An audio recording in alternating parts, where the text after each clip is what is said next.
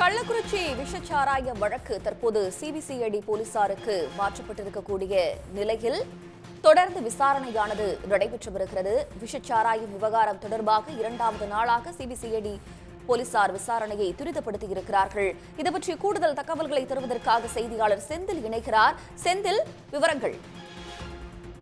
கள்ளக்குறிச்சி விஷச்சாராய உயிரிழப்பு வழக்கில் முக்கிய குற்றவாளிகளில் ஒருவராக கருதப்படும் மாதேஷ் என்பவரை சென்னையில் கைது செய்திருப்பதாக சிபிசிஐடி போலீசார் தகவல் தெரிவித்திருக்கிறார்கள். தற்போது அவரிடம் தீவிரமாக விசாரணையானது நடைபெற்று வருகிறது. கள்ளக்குறிச்சி அடுத்த கருணாபுரம் பகுதியில் விஷச்சாராயம் குடித்தில் கிட்டத்தட்ட 47 பேர் இறந்திருப்பதாக அதிகாரப்பூர்வமாக தகவல்கள் வெளியாகியிருக்கின்றன. இந்த நிலையில் இந்த விஷச்சாராய வழக்கு தொடர்பாக சின்னதுரை உள்ளிட்ட 10க்கும் மேற்பட்டோரை கைது செய்திருப்பதாக போலீசார் தகவல் தெரிவித்திருக்கிறார்கள். மேலும் இந்த கள்ளச்சாராய வியாபாரிகள் வேட்டையானது தொடர்கிறது. கள்ளச்சாராய வியாபாரிகளை தொடர்ந்து கைது செய்யும் பணியானது சிபிசிஐடி போலீசார் தீவிரமாக மேற்கொண்டு வருகின்றனர்.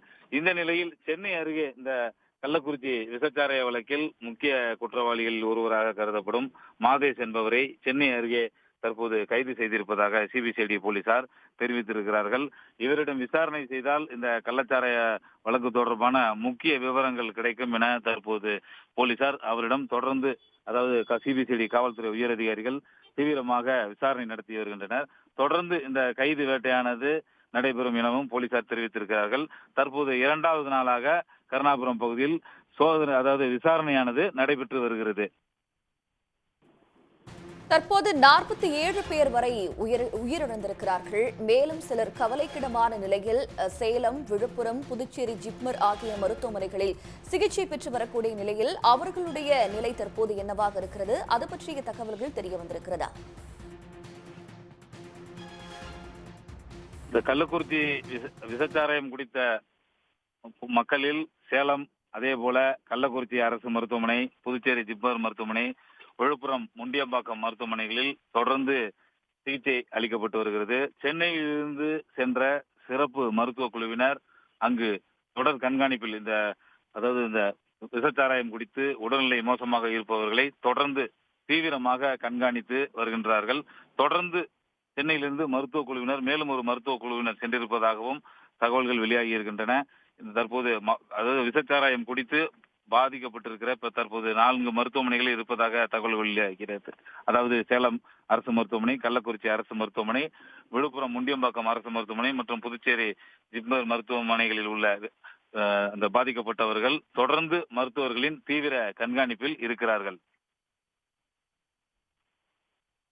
தற்போது கவலைக்கிடமான நிலையில் இருப்பவர்களுக்கு சிறப்பு சிகிச்சைகள் அளிக்க தமிழ்நாடு அரசு தரப்பில் இருந்து அறிவுறுத்தப்பட்டிருக்கிறது. மக்கள் நல்வாழ்வுத்துறை எது போன்ற நடவடிக்கைகளை மேற்கொண்டிருக்கிறது? அது பற்றிய விவரங்கள் என்ன செந்தில்?